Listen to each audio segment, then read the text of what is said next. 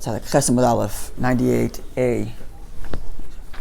Today, of course, is the 25th of Elul, the day of creation, and there's special tikkunim that we have to do. Yeah, and perhaps later today in the Gemara, we'll see how far we get. We might actually connect this Gemara to the famous dispute as to when the world was created, 25th of Elul or 25th of Adar. Was it Nisan? Mm-hmm. First day of Nisan when man was created, the first day of Tishrei when man was created. Just drop this little seed that you can think about. Is the whole dispute seems to be arbitrary. Why? Because when the world is created, so is time created. So call it whatever name you want. In other words, the names of the months and the dates of what time of year it is only start from that point. So what does it even mean when you say, okay, so it's year one, God created the world, and so God called it Tishrei instead of Nisan? I'm like, it's just a question of name. So it's the seventh month, not the first month. Meaning, let's just go with Tishrei. So the first day God created the world, and God says, oh, months. We're calling it seventh. Okay, fine. So here before we're calling it 8, 9, 10, 11, 12, then go back to 1. It seems a bit almost arbitrary. Was it Tishrei? Was it Nisan? What does this even mean? Just drop that little seed, and maybe when we get to the Gemara later, we'll come back to that and discuss the dispute about whether or not it was created in Tishrei, created in Nisan, which of course is connected to the dispute as to whether the redemption is in Tishrei, the redemption is the first month, or the redemption is in Nisan, which might perhaps connect to our Gemara. We'll see how far we get. Okay, but in the meantime, so the Chesed Aleph 98a, and we are on the first line that's the widest size. So the line begins with the word B'tzedakah, second word Shenemar, and in the middle of that line it's Amar Rav Papa. Amar Rav Papa. Okay. So Amar Rav Papa says, the statement, good morning Yosef, the statement here doesn't state that it's talking about the Messianic era, but I assume that's what it is because of the context. As in it's talking about, well, the Gemara raises this because it mentioned that one of the verses was quoted earlier with respect to Mashiach's coming. So that's why the statement is brought here. But I would assume it's connected to Mashiach's coming, even though it doesn't say so explicitly, but because of the context and the context of the verses. Okay, so the Gemara says like this. Amar Rav Papa says, Ibatli Yehiri, if arrogance is to be removed, right? One of the signs I mentioned before is when Mashiach comes, God will remove all the arrogance from the Jewish people. Gasir Ruach, God will remove the arrogance. So says Rav Papa, if arrogance is removed, or when arrogance is removed, maybe, Batli Amgushi, then Amgushi will be removed as well. So Rashi says, who's Amgushi? Amgushi are Persian sorcerers who would bother the people, and the Rashi cites too tractate Shabbos. So I'll just read the entry from Steinsaltz's little comment on the word Amgushi, which is these sorcerers, Persian sorcerers who would bother the Jewish people. So he says, Amgushi from the old Persian word magus. Amgushi or Amgusi from the word magus. The word magic comes from that. Sorry? The word magic comes from this? Magic comes from this? Interesting. The word magic? Comes from this. Yeah. So it says like this. A tribe that served as priests during the Persian era. The members of this tribe represented the Persian cult and therefore were seen as representatives of idol worship. This is a reference to the Talmud and Shabbos, which Rashi also cites to. Therefore, the term Amgush is utilized as an epithet. Is that how you pronounce it? Epithet? As in like yeah. These people, especially in Babylonia, were viewed as sorcerers and charlatans who would whisper incantations that they themselves did not understand. They would just harass people. Cult-like people would harass. Okay, so if you get rid of arrogance, you got rid of these Sorry? The Babel Tower. It doesn't say it's related, but maybe. You mentioned Babel. No, it happens to be in Babylonia. Babylonia is a place. It's nothing to do with the tower. Just Iran. They're from Persia, which is Iran, and then it seems like they went south towards Iraq, Persia. Right? Iraq, Iran, that's Persia and Babylonia. They're like congressional Democrats. They just harass for their... Okay, sorry. I don't get politics into this. So the Gemara says if we get rid of arrogance, or Papa says if we get rid of arrogance, we get rid of these amgushi, these sorcerers, these annoying sorcerers. Okay? Ibotli daini, if you get rid of, literally without any commentary, it would be if you get rid of judges. It means if you get rid of like deceitful or corrupt judges. You get rid of corrupt judges, then batli gezritzti. Let's pronounce the word. Where is it? Say pronounce it properly. Gazripate. Okay? If you get rid of corrupt judges, you'll get rid of taskmasters. Alright? Or actually, these are non-Jewish judges. Yeah, it's referring. It's not talking about Jewish necessarily. So you get rid of corrupt judges. You get rid of taskmasters. No, according to the Rashi, because they are judges. Or you get rid of corrupt judges in the Jews. You'll get rid of corrupt judges in the nations. Okay. Then he brings verses to back this up. If you get rid of the arrogance, then batli ambushi, you get rid of the troublesome sorcerers. The ksiv, as the verse reads, and this is a verse we quoted earlier, which is seemingly why the Gemara brings the statement here, where there it says, "Ve'etzref kebar sigech," I will cleanse your dirt, like using some solution. I mentioned this yesterday. It's describing. It's metaphorically using language of how you cleanse and purify metals.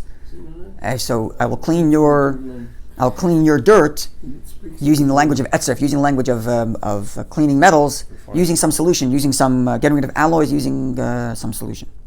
Okay, and likewise vasiri called bedilech, and I'll get rid of all of your. Also, it's another word for that which is here translated as dross. Like dirt. Okay, so what does this have to do with getting rid of the arrogance and getting rid of the sorcerers? So the word sigech, which is the word used here for our dirt, which is being cleansed it's like the alloy getting cleansed from the metals. That word sigech also can mean also comes from the word sigim, which means arrogance. The Russian Gas with Tommy, he's actually changed the letters by the similar letters. Sagi. Rabbi going begas hutam. So they're gas. Where are you reading from? Yeah, but look at the next word. Sigech. Sagi. Right? Meaning the word, sagi is similar to gas, I guess, yeah? Yeah, both. Okay, the point is that the word sigim can also mean, the word which we use sigim to, which is the alloy being cleansed, also can be mean arrogance.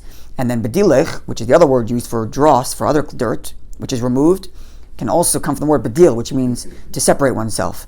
As in, these sorcerers have separated themselves from proper service of Hashem. So get rid of arrogance, gisim, sigim, get rid of the sorcerers. Okay. Now the batli daini, and then the next statement was, if you get rid of the judges, the corrupt judges, batli gazripite, then you get rid of the either taskmasters, or you get rid of the non-Jewish judges who are harassing the Jewish people. Yeah, it's even in Rashi, it's taskmasters. It's it's not just judges. It's people who actually are on the streets. Sorry? For the first part, actually, so they're judges, and they have they're imposing unfair laws. So it's the judges that are the taskmasters. It seems like it's a system of it's a corrupt system of justice that's unfairly persecuting Jewish people, which was lots of our history. Yeah, so if you get rid of the corrupt judges, then you get rid of those. Corrupt judges within the Jews, then you get rid of those. Okay, the ksiv, as the verse reads, Hasa Hashem mishpatecha, God will remove your judgment, mishpatecha, or your judges. Pina evecha, you'll be cleansed out from your enemies. So, in other words, if there's removal of your corrupt judges, then there's the removal of your enemies, these judges who are persecuting you. That's a simple reading of the Gemara. It's a reward and punishment situation. Get rid of your arrogance, God will get rid of these sorcerers that are bothering you. Get rid of your corruption, corrupt judges, then God will get rid of those judges, this system of justice that destroys you. But perhaps we can look a little deeper here. Something interesting that I thought of, maybe it's up for disagreement. So, the first one is, you get rid of arrogance, and that will get rid of sorcery. So when you get to the Torah, if you go to the biblical text about going to sorcerers, it's a famous section of Torah, I think it's in Shoftim, right? Where Torah says not to go to different people who divine the truth, divine the future. And the verse concludes, You should be wholesome with God your Lord. So what does it mean when the verse says, don't go to all these sorcerers, don't go to those who talk to the dead, or this one or that one, all these different people, different descriptions of people who use all these different magical stuff to try to figure out the future. And the verse concludes, you trust and be wholesome with God. So what does that mean? It's a famous dispute between Rashi and the Ramban. Rashi and Ramban, Nachmanides and Rashi. In that, when the verse says you should be wholesome with God, Rashi says what it means is as follows. Even if there's validity and truth to what those sorcerers are saying, even if they're accurate in their predictions of the future, nonetheless you don't care, because you have wholesome, full, complete faith in God. I'm translating Rashi the way the Rabbi interprets Rashi, and if you look at the words of Rashi, it's quite precise. The Rabbi has a beautiful talk on this Rashi and Ramban, and I'm borrowing from that to explain this. Even if they're correct in their predictions, it doesn't matter. You trust in Hashem. And just because the stars say, even correctly, that this and this is supposed to happen in the future, you have hope in Hashem, you trust in Hashem, and everything's going to be fine anyway, even if the future says otherwise. Also, we can change the muzzle, so we don't. You can change it. They're right for that for the context. Doesn't mean you can't change it. That's Rashi's interpretation. Whereas the Ramban explicitly states that the verse is saying, "Be wholesome with God your Lord," because the rest of it is all hocus pocus. Also, Rambam as well, like that. Rambam as well. Yeah. That is all. The Ramban is on the commentary on the Torah on that verse. Maybe Rambam also. I don't know. Rambam said that, on that verse, or all of Kishuv is hocus pocus. He connects it to that verse. Tell him too much about I don't remember. But I know he says there's all hocus pocus. He says lots of stuff are hocus pocus. Even the Kishuv and the Gemara, which is Machlekes, that's in our point. Well, we talked about that once before. Yeah. But anyway, so this is the big dispute. Is it all made up, and therefore you trust in Hashem, or even if it's true, you still trust in Hashem? So even if it's true, the question now becomes on Rashi. Even if it's all true, meaning trust in Hashem, I understand that. But if it's true, should I not be worried? Or take precautions. Take precautions or something. So there, I think this connects to the Gaser Ruach, this level of arrogance. When a person, sorry? Correct me if I'm wrong, but I actually read this yesterday in the books right behind you. Yeah. I just brought it back. That in the Torah, Hashem, our future is already written in the sense that he already, we speak about Mashiach and he speaks about... So the overall, the simple explanation is He tells the Jewish people that if you don't respect Shabbat, I will destroy the temple. Yeah. So the Rambam writes about that in his famous introduction to Perek Chelek, known as Shemona Prakim. And the bottom line is that the over arc of history is indeed set out, meaning Mashiach is going to come. The question is, on an individual level, where you stand. So, the classic example, I don't want to belabor the point, but the classic example is in Megillah, where Mordechai tells Esther that maybe this is the reason why you are queen, so that you can go talk to your husband and get this decree nullified. And then he tells him, if you don't do it, the Jews will get saved some other way. In other words, this is God's plan. And the question is, are you going to be part of it? So in other words, that's true that there's a certain determinism in the over arc of history and what God wants out of the people and what God wants out of his world. But individually, we each have free choice to be part of that project or not. The Rambam doesn't say this explicitly, but this is can be inferred at least. That's the basic thing, without getting too far down the rabbit hole of determinism. Okay, so return to our point here. So if we're going to go to Rashi's view, that these sorcerers may have truth, may have validity, and yet at the same time we are wholesome and we trust in Hashem, this connects very directly to this point of getting rid of arrogance, gets rid of sorcery. The key here is, or one can go even further, how does one avoid the true determinism of these sorcerers? Is by trusting in Hashem. When a person says, I don't care what nature says has to happen, I've trusted in Hashem that He's going to make sure everything's okay. That trust itself brings or changes the nature that it should be in a positive sense. The Rabbi explains this in a famous talk about a statement that Tzemach Tzedek made, which is there was a chassid who came to Tzemach Tzedek. Maybe I'm mixing up the story. Could be mixing up two stories. Either way, the statement from Tzemach Tzedek was famous words: "Tracht gut, wird sein gut." Think good, and it'll be good. And the Rebbe explains famously that the very thinking and the trust in Hashem, it will be good, is in and of itself the catalyst to bring about Hashem's blessing that it should be good, even if nature says it shouldn't be good. Yeah, we even have one step further, even like they have tshuva. You should make a decree, actually, a decree in heaven against you. That's right. You You're can no still person, that's so- right. So that Right. you can change not only can change nature, but even a decree from Hashem. That's right. You can do that. Even the divine system which says such and Yeah. such should happen, a person can change that. You do And where does a person change that? The key to this is getting rid of arrogance. That's the key to this whole thing. The trust and faith in Hashem that Hashem is going to take care of it. It's not me and I figured it out, or I messed up, or I didn't mess up. All that I put aside. Hashem's taking in charge of the world. It's going to be good because I have faith in Him, and therefore will be. So getting rid of arrogance, getting rid of arrogance is in and of itself what gets rid of the sorcery. Or if we can broaden this idea of getting rid of sorcery to mean getting rid of nature, which says this is how it has to happen. It's like Ayin Hara. If you don't have Similar thing, yeah. If you don't give too much credence to it, Credence to it. because you have trust in Hashem, then in and of itself has no hold. That's correct. That's a good way of putting it. Ayin Hara is a kind of related type thing, which is a Jewish version of this, if you will. or dreams, like when we discuss dreams. Right, Don't person. give it legs, as you said. Right, if you don't give the dreams credence, then it doesn't have any negative hold on the person. That's right. So therefore, this is perhaps what the Gemara means here: getting rid of arrogance, and that a person doesn't rely on his own understanding of what he did or didn't do, and what he thinks and what he doesn't think. Gets rid of all that. He has full faith in Hashem. That in and of itself gets rid of whatever power sorcery may or may not have on him. That's for the first statement.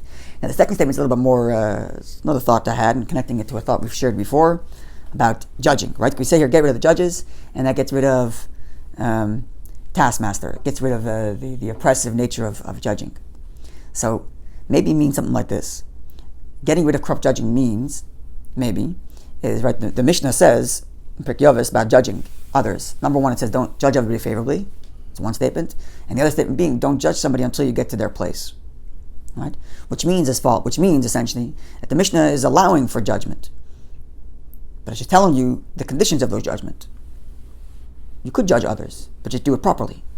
Meaning, and this is what we were suggesting some other time we were talking about this, that judging means you have a moral code. That behavior is incorrect. I'm not going to ignore the fact that the behavior was incorrect, so I'm judging it. But I'm going to judge it favorably, in that I will say, your circumstances led you to believe that. I'll give you the benefit of the doubt, even though I know that your behavior was wrong, because Torah says it's wrong, but nonetheless, like the Alter Rebbe explains with the other statement, don't judge anybody until you come to their place, meaning to say, you'll consider that the place and the psychological space, the physical space, whatever it is, the conditions of the person's life, is what led him to do that sin, even though I know it's wrong. So there is a judgment, but the judgment is done correctly, it's done favorably. Right? So if there's corrupt judging, meaning to say people are looking at others, and instead of saying circumstances brought them to that, or maybe they didn't mean it, instead of judging them favorably, you're judging them the other way. You're saying, no, they're terrible people, they meant to do it wrong, and they knew it was wrong, they did it anyway, and they could have controlled themselves, and they didn't control themselves. Right? You're doing negative judgment. What's the result of that? Is you have an oppressive nature, not from outside, but you yourself, you become an oppressor to your friends. Because you become, if in your mind, the other person messed up so terribly, and you don't have the proper way of judging people, and that you're giving them the benefit of the doubt, you end up going to them and saying, you're supposed to change the way you behave, you're supposed to be better this way, better that way. But if you get rid of that attitude, in other words, it's not just about changing your behavior towards others and telling them,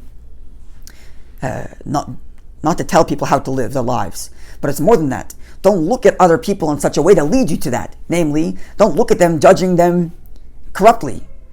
Just because you see them behave negatively, and maybe the behavior is negative, don't ascribe bad motive or malicious intent. Because if you do that, you will end up being an oppressor to your friend. But at the same time, who am I to judge someone else? That's the key here. If a person does something that's blatantly crosses the moral guidelines of Torah, then there's a judgment. This is incorrect. Right. But I'm doing it favorably. I'm saying that maybe the person didn't mean it, maybe he didn't know, maybe circumstances led it, he couldn't control himself. I'm assigning all kinds of excuses for the person. And then I stop being an oppressor to the other person. So I can love the person.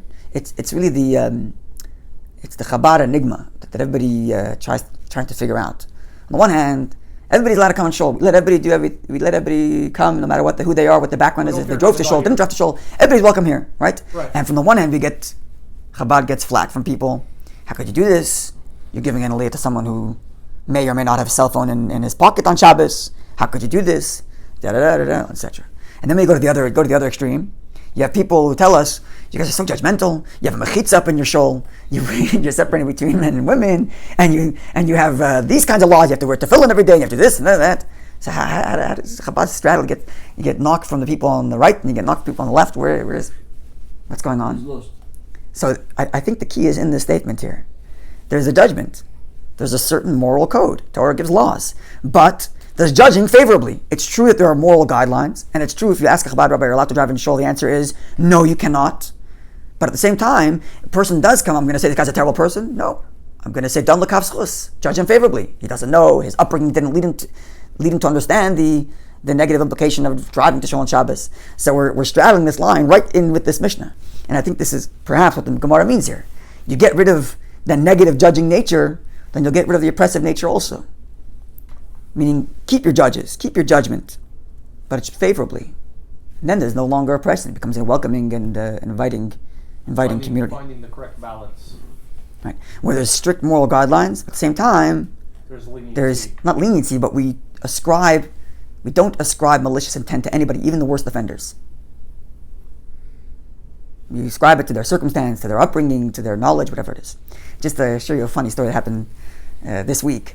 So on one of these like WhatsApp groups with a bunch of other young shluchim, and it's people share. I got a question like this. How do I respond? Or anybody have any ideas for this, for that? It's like a sharing platform. So someone posts a question. So I got a question from a congregant who tells me that he's traveling some far distance, crossing the date line, and his flight is on Yom Kippur. And because he's crossing the date line, his Yom Kippur is going to end up turning into something like 60 hours. Because as he comes to the end of Yom Kippur, he's going to be jumping back in time.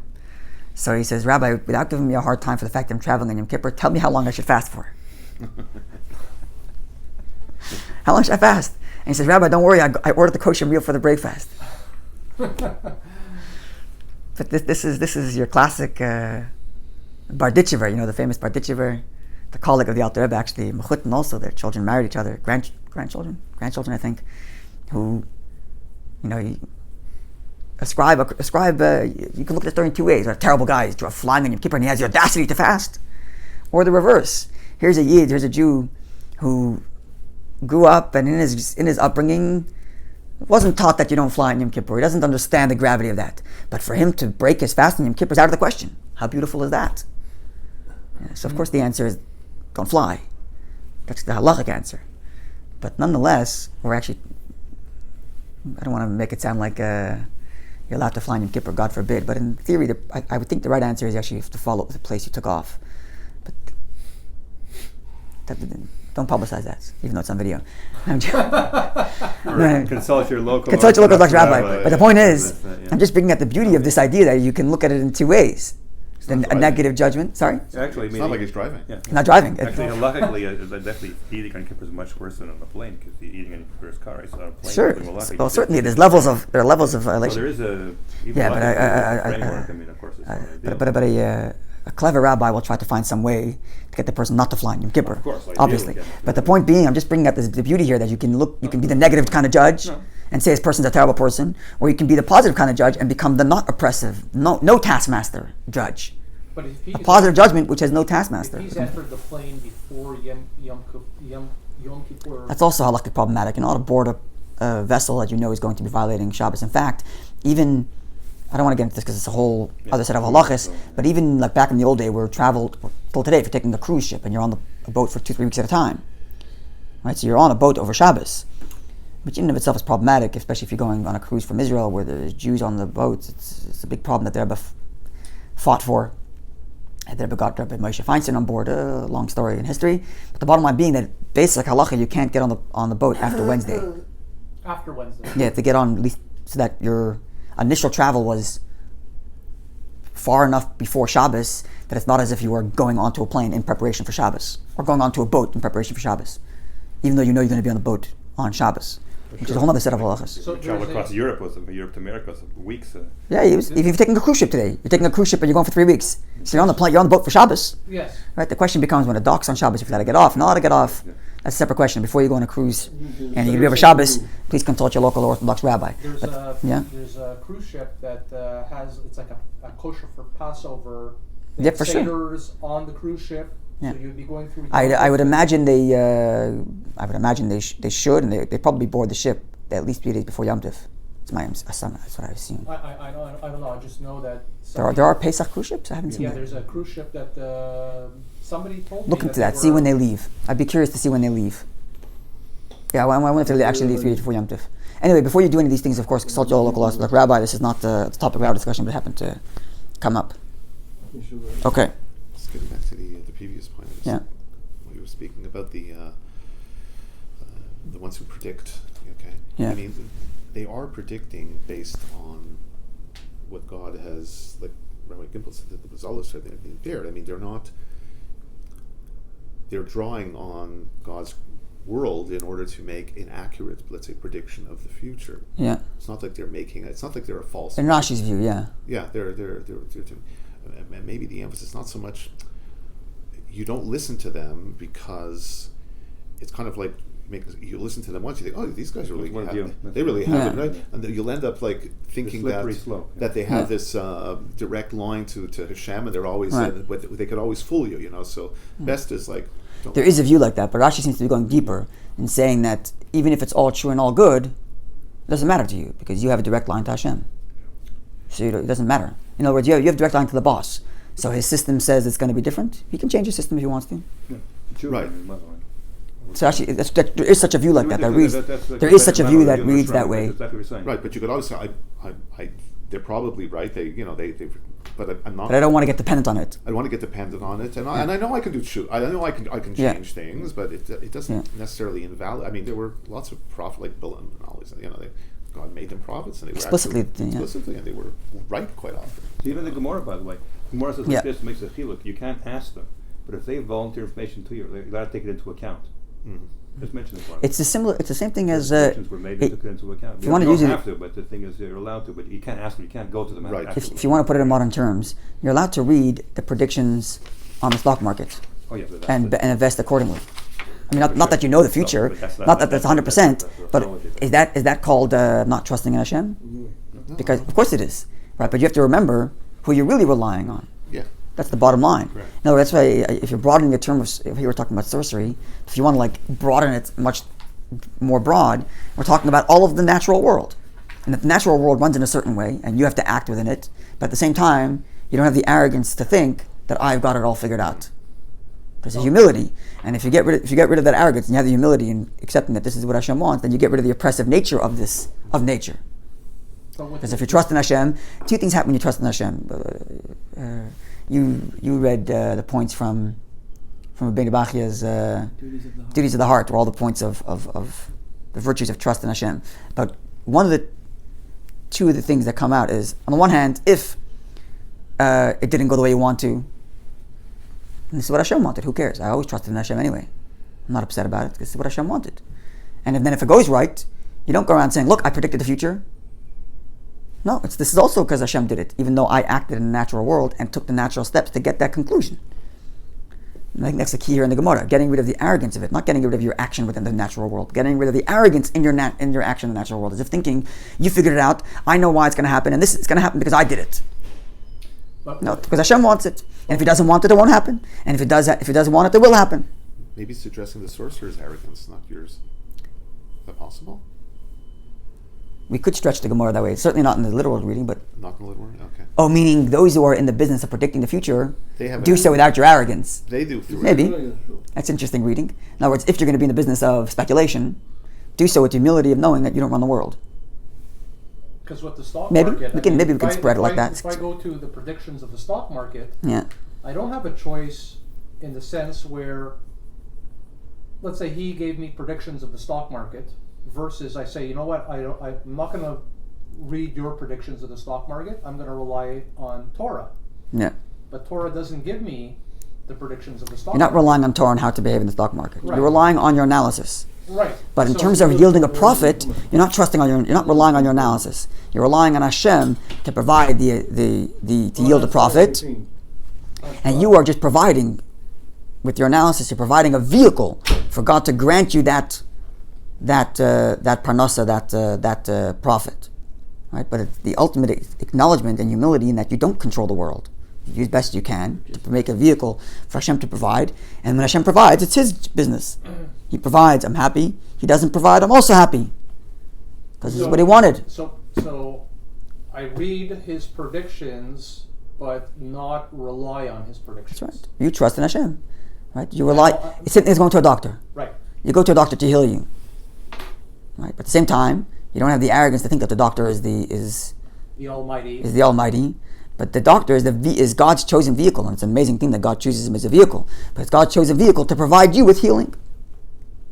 Provides me with the guidance. The guidance, or even the healing itself. If you're going to a surgeon, if you're going to something else, that's where the doctor itself is God's instrument of healing. But it doesn't. That's why I think it's getting rid of the arrogance here, not getting rid of your actions within this world. You have to act in the natural way you're supposed to. But it's getting rid of the arrogance of thinking that my actions is what takes care of everything. I figured it all out. Kind of like the sorcerers who say, we figured it out, this is the way it's going to happen, that's what's going to be. No, there's a humility. I don't run the world. God provides. I give an example. Okay. All right, have a wonderful day, everybody.